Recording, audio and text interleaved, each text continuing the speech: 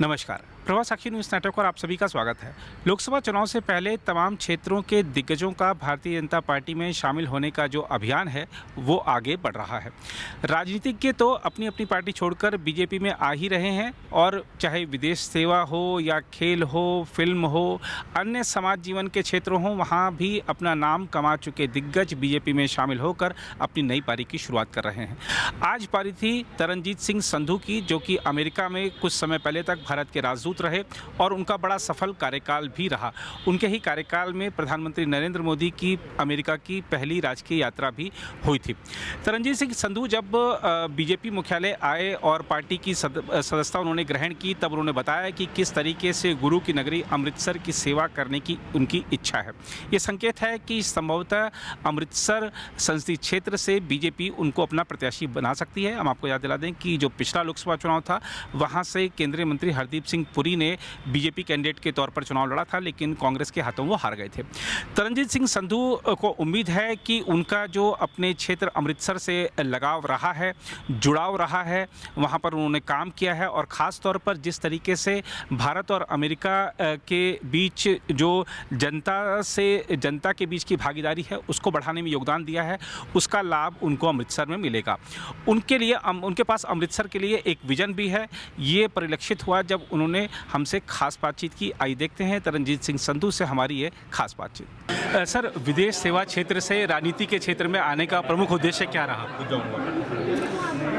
देखिए, कोई बहुत प्लान्ड मूव नहीं है जी।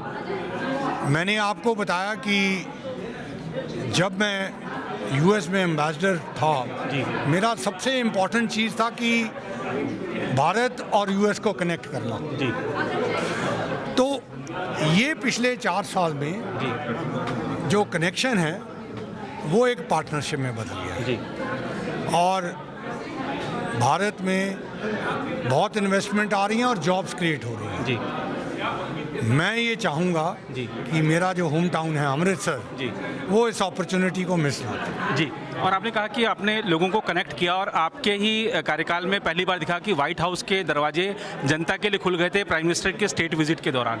तो इसको कितनी बड़ी उपलब्धि मानते हैं? ये एक हिस्टोरिक सेरेमोनियल वेलकम था। जी, आपको पता है कि व्हाइट हाउस में 4 लोग भी घुसाने मुश्किल होते हैं। जी, 8,000 प्लस भारतीय जी, प्राइम मिनिस्टर को वेलकम करने के लिए वहाँ थे।